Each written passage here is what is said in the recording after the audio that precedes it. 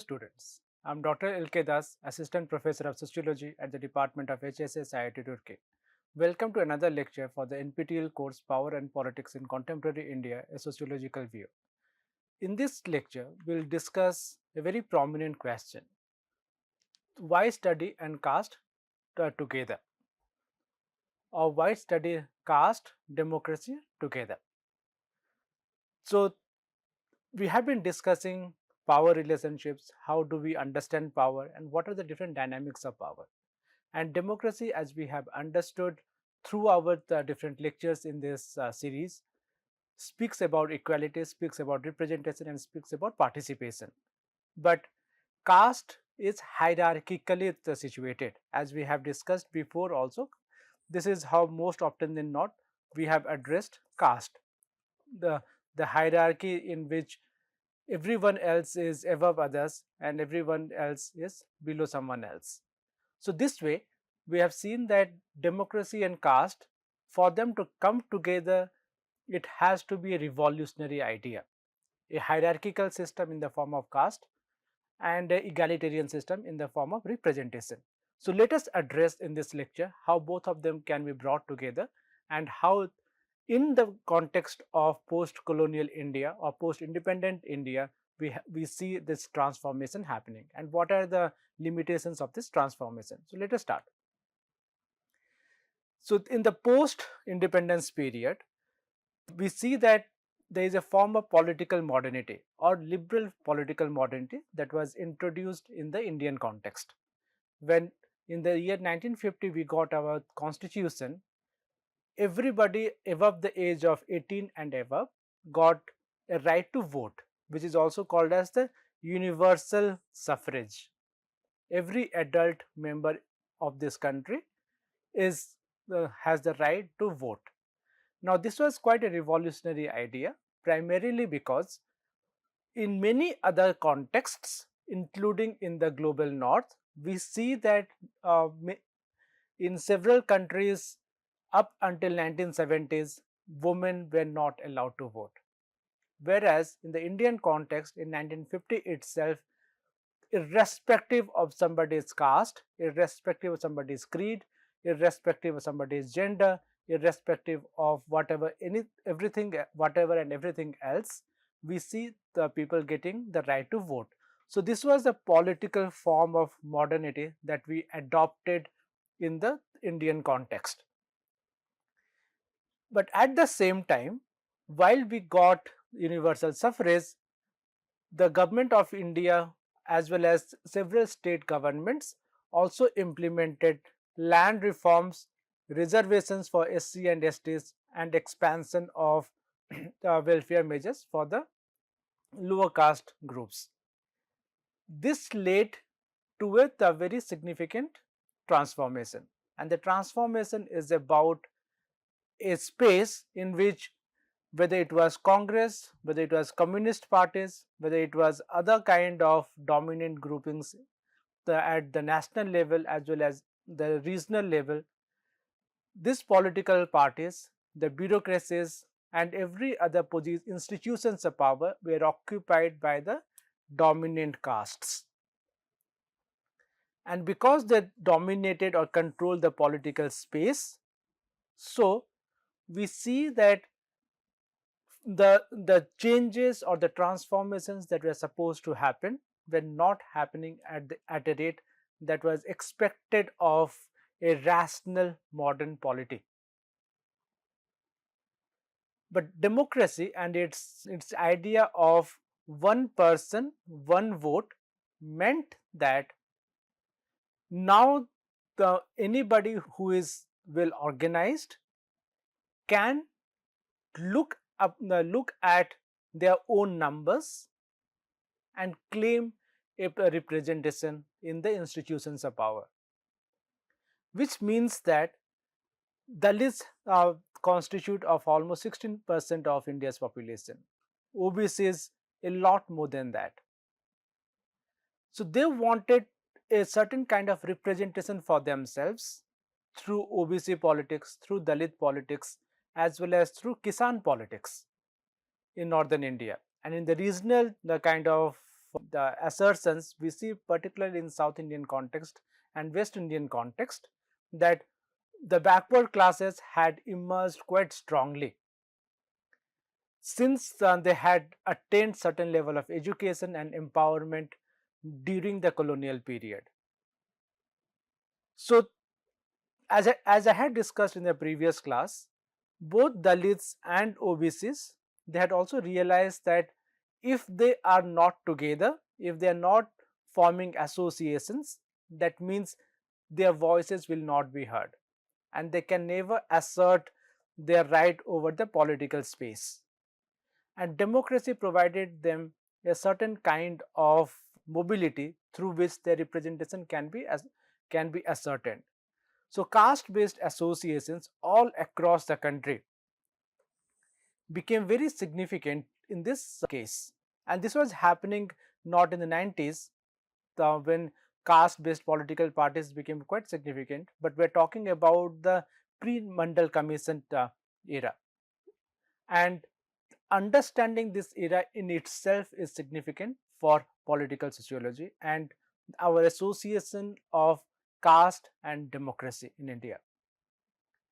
So, caste based associations of all caste groups in northern India, southern India, western India, and eastern India, they emerged as a platform of negotiation.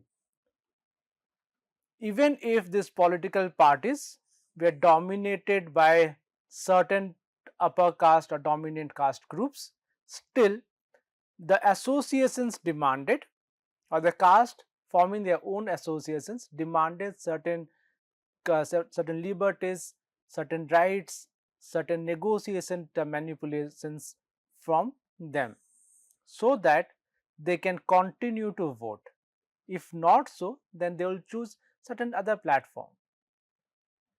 So, state interventions in the form of reservations, land reforms and welfare in an effect created new elites among the marginalized groups. Land reforms that created a new agrarian class, and this agrarian class benefited immensely through the green revolution technologies and the implementation of green revolution in many areas. So now through green revolution they were able to assert themselves as kisans, and by their assertion of the idea of kisan they could argue that India is fed by us. Because we are feeding India, so we also require certain kinds of the benefits which are going to be useful for us both in the short term as well as in the long term. If you remember our discussion about passive revolution in India as well as Viduri's argument about the different elite groups or elite coalitions in the Indian context, you will remember what happened, the saying the round. So, in this context, Rajni Kothari's work, Caste in Indian Politics, became a benchmark to understand democracy and caste in India. Why? Because he argues that democracy in India was not able to abolish caste. Rather, it politicized it. So, what does this mean? It means that caste as a hierarchical structure or ritual hierarchical structure remained as it is. But when the caste groupings happened, when caste associations became prominent, they used these hierarchies as a matter of political assertion. So, rather than looking at caste or looking at the hierarchy within caste as a stand-alone category or as something that is unchanging, democracy provided a platform for each of these groups to assert, and the ones who were at the bottom of the pyramid, they wanted to move up to the top of the pyramid. Why? Because all the powerful institutions, all the decision making bodies everything was located at the top, and this could happen only through voting, and through voting you got representation. So to say that caste has not transformed itself in the post independence period is a little problematic. It is a little problematic because we see in what kind or the nature or the form of this transformation. Is caste there? Yes. Has caste transformed? That is also yes. So Rajni Kothari took it upon himself to describe and analyze in what form it is transforming and in what form it is not transforming. So as I said, caste became a framework for negotiation and mobility. So when the people becoming mobile, that means you have new categories coming into force, and these new categories reinforce two different kind of the situations.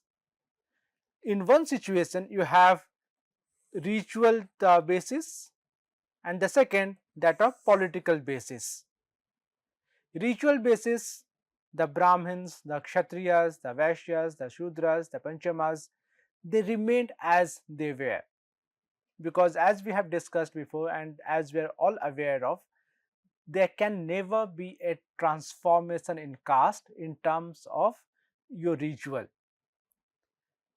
or there has not been much transformation. Let me paraphrase it. There has not been much transformation in the ritual conditions. A Brahmin who was born a Brahmin, they never transformed himself or herself to a Shudra, and the other way around. This way, the ritual basis remained at it as it is, but the political basis of caste strengthened itself over time. So caste and democracy became something like entangled in a situation in which caste transformed itself by moving from ritual basis to political basis, and democracy co-opted the harsh edges of caste boundaries. Because now whether you are from upper caste, from middle class caste, or from the lower caste, you have to deal with democratic transformations. It is not ascribed anywhere in the Constitution of India that because you belong to a particular caste or you have to belong to a particular caste to become a bureaucrat, to become the president of this country, or to become prime minister or chief minister or attain any position. Because these were based on merit, because many of these political positions were based on politics and political representation alone, so caste here declined substantively, or the ritual status of caste declined substantively. Whereas when it is about democracy, it could not transform itself by abolishing caste. So, in the next stage, Kothari presented a model of this politicization, in which he argues that the first stage of the politicization of caste is polarization, which means that, as I said, most of the political parties were dominated by the dominant and upper caste groups. So, when the backward castes and Dalits and tribals started challenging the entrenched nature of these upper castes, there was a lot of backlash. Backlash in the form of not overt but covert. So, what is the meaning of overt backlash and covert backlash? An overt backlash would be that there is a challenge from a backward caste, the representative, to attain a position within a political party. Because the already existing political forces there would not like any challenge to their to the status quo, so they get this person killed or not give him ticket itself for contesting for a position or become part of the political elites.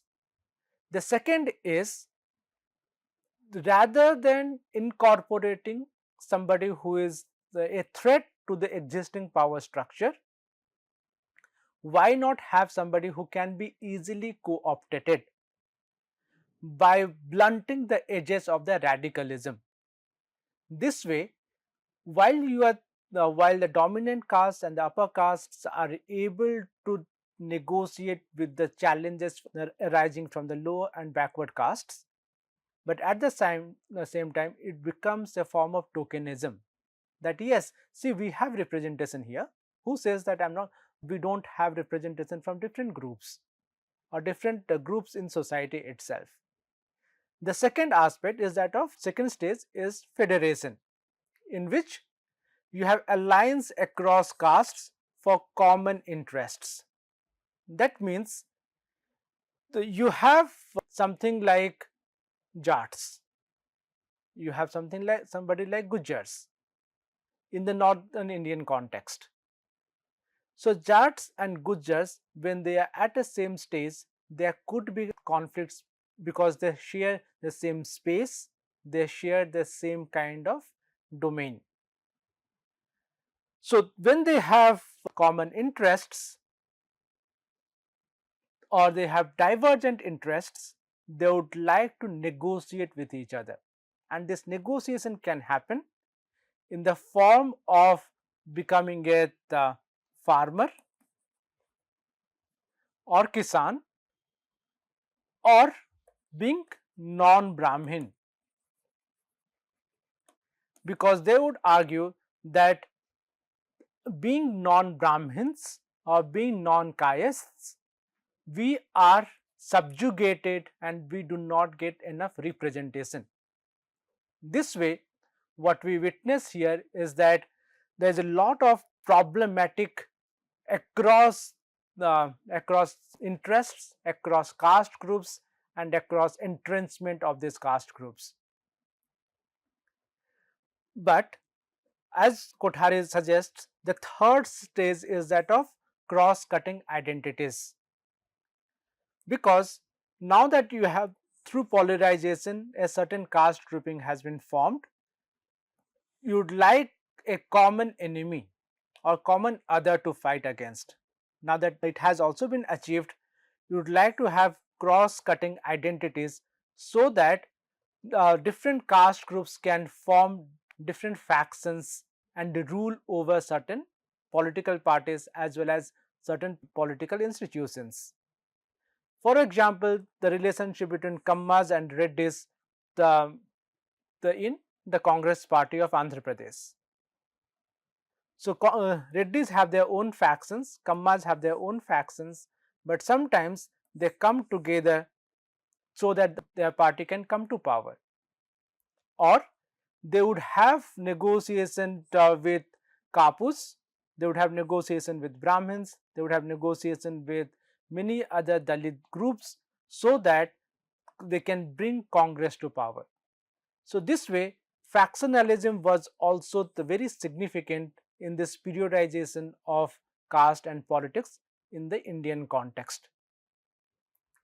And this is where the Kothari makes a rather controversial argument, in which he says that electoral democracy turned caste into a secular political tool. Now, how secular is this is open to contestation. I don't have an answer for this. Why? Because, as I said, this is open to conflict and open to debate.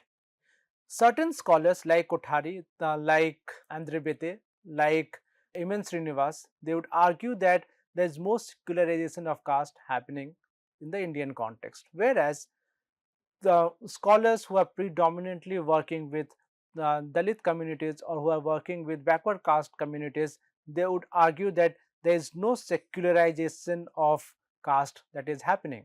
Caste remains as a caste, except that only a few individuals or few groups are getting part of this secular polity. So, to answer this question, whether caste has secularized itself or not, Christophe Jaffrelot starts looking at what is happening in the post-80s context.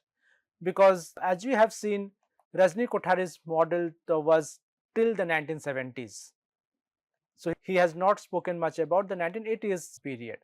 Christophe Jaffrelot argues that what we witness in the post-80s period is a form of silent revolution. Silent revolution means that something is happening underneath the surface, and we have to look at what is happening there. He argues that now, because of these three stages, we see an assertion by the lower castes as well as by the OBCs in Indian politics, and slowly but steadily they started replacing the upper castes from the positions of power, in which now there are more Dalits, more the backward caste MPs and MLAs, as well as chief ministers and ministers in parliament and legislative bodies than they were before till the 1960s and 1970s. And it was given a fillip because of the Mandal Commission, because as we had discussed previously, Mandal Commission provided a certain stage in which the general category or general castes and other castes, they came at the threshold of fights. What essentially means that when a Mandal Commission was implemented in 1990, the general category or upper caste groups, they fought both on the roads, on the streets, as well as in the courts, so that this Mandal Commission report is not implemented, and OBCs as a category doesn't becomes powerful in educational institutions as well as in the jobs, particularly government jobs, because as we all know, government jobs have remained in the past as well as even now the hallmark of development and the hallmark of status in the Indian context. But so Mandal Commission was like genie out there in open, and once the genie is out, you cannot put it in back in the shell. As I have been saying, Mandal Commission was a culmination of the demands by the OBCs and others. So to claim that Mandal Commission created a revolution would be a little problematic, because before Mandal Commission was even implemented in 1990, there were a lot of politics, lot of bickering that was going on over the past 20-30 years, which was in the form of quota politics of Lohia as well as Kisan politics of Chaudhry Charan Singh. So if we discount the quota politics of Lohia and Kisan politics of Chaudhry Charan Singh, then we can never understand why Mandal Commission became so significant. Because through quota politics, it was witnessed that certain groups, particularly among the scheduled caste and scheduled tribes, who were at the margins, are now able to gain traction not only in the political institutions but also in the educational and job sectors. And in the hierarchy of order, the OBCs have always considered themselves to be higher than the Dalits. Now, you have in those job sectors, educational sectors, you have the upper caste and the Dalits, whereas the backward caste had very little representation. And the Kisan politics, because they had not invested enough in getting jobs or in getting the education, they also lagged behind. So Mandal Commission became a way through which this could be arranged and this could be managed. And regional political parties like Samajwadi Party and the Janata Dal or the RJD, they drew their strength from this kind of caste coalitions, because they represented not only the Yadavs but also other kind of the backward classes and backward castes that were there in UP and Bihar. And they drew their inspiration from anti-Congress or non-Congress platforms, particularly from the period of Indira Gandhi. And they found that Mandal Commission and its report and the implementation of its reports could be used in building coalitions across backward castes, and then to come to power and challenge the hegemony of the upper castes. At a symbolic moment, there was election of K.R. Narayanan as the first president who was a Dalit. It would not have happened if not for the silent revolution that started in the 1970s and went on the 90s, 2000s, and even now. But there are again certain limitations to this silent revolution, because silent revolution made politics more representative, but inequality persisted. So it did not transform caste, it did not transform jatis. Rather, what it did was that it made a political assertion by certain caste groups more significant. So as I said, the lower caste politics and backward caste politics in the Hindi heartland restructured the political scenario itself, and the BSP with its Bahujan Samaj kind of a politics created the social engineering, in which they were not hesitant to even participate with Congress or with BJP to come to power. So when it became the issue of coming to power and the idea of emancipation got diluted, or idea of removal of caste based inequalities became diluted, it led to internal divisions among Dalits, among OBCs, and among different other caste groups. But someone like Rajni Kothari or someone like Christophe Jaffrelot would argue that this was a result of social engineering by the upper caste groups who still dominated BJP and Congress. So that even if we see there is certain kind of transformations happening, the transformation should not be broad ranging, and a certain elite group would be able to capture both OBC category, like when Yadavs as well as Jats became part of OBC. So the elite would be able to reproduce themselves while excluding the most marginalized categories among themselves. While this was happening, another aspect became significant here. The significance here is that of vernacularization of democracy, that people started living democracy in their day-to-day lives. So it was not just about the institutions who were there, rather it was about how we can look at the way people speak about democracy in terms of caste, in terms of kinship, and in terms of religion. So Lucia Michelutti, in his work on North India among Yadavs, focuses on how this is being done on a day-to-day basis. So for the Yadavs, the Lats became a symbol of masculinity, became a symbol of kinship, and became a symbol of caste pride.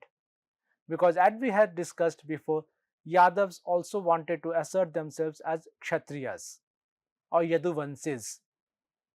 So this way, democratic participation was intertwined with traditional authority norms.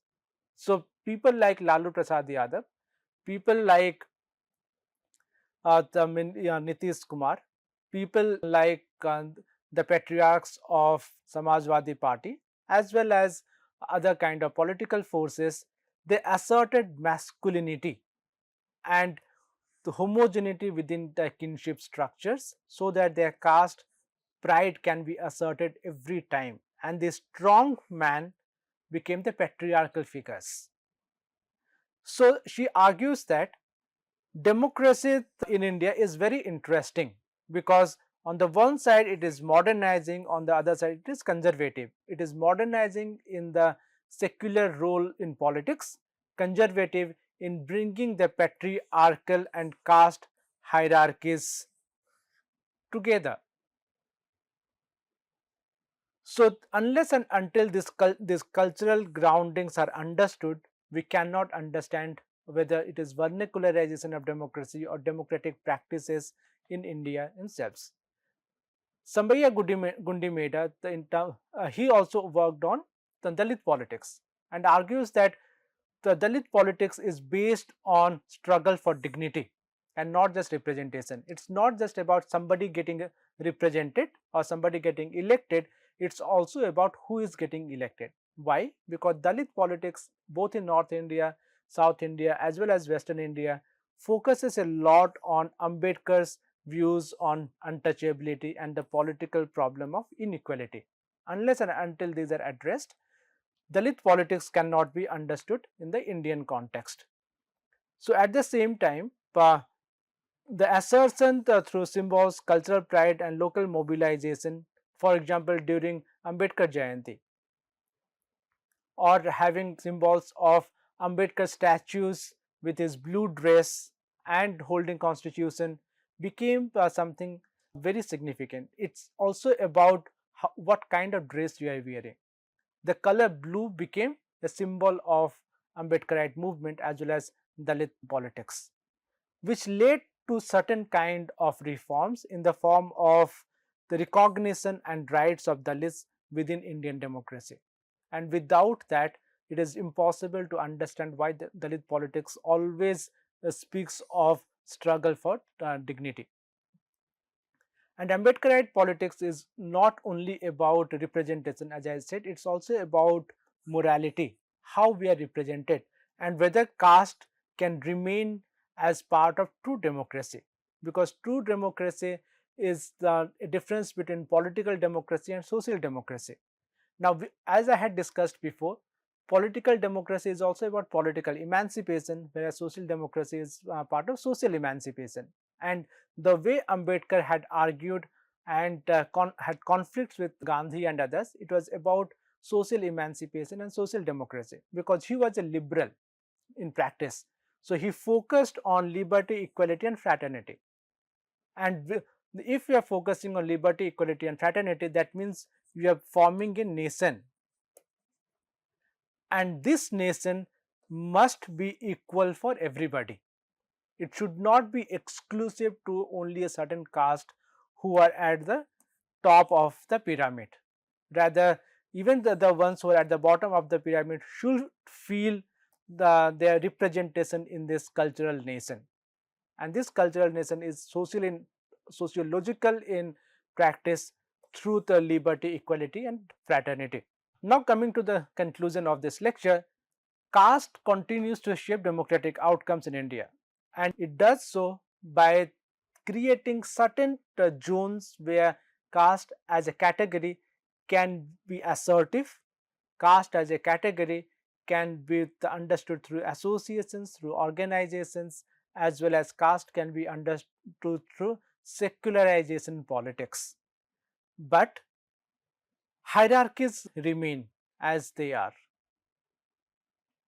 That is the reason why Ambedkar kept on warning us that political democracy cannot survive without social democracy. Maybe for time being, because the upper caste have lost their status of hegemony, they are trying to bring in certain other forces within the realm of power. But once they attain hegemony, they would push out all the backward castes, all the Dalits from this entire space of power and take it for themselves as an exclusive field. Or if they are getting somebody or creating a certain form of elites within that other kind of factions, other kind of groups or caste groups, only a few people will be able to enter inside this zone, whereas a majority of them will remain outside of it. So the elite theory of power that we had discussed the before, remember that and use that same conceptualization in order to understand it. Okay, all right. So these are a few questions that you can discuss for yourself. For example, how does democracy both challenge and reproduce caste? Is vernacular democracy a step toward inclusion or a new form of domination? And what does Ambedkar's social democracy demand in today's context? You can also go through some of these works which are the classic as well as which are very significant in understanding caste and democracy in India. Thank you.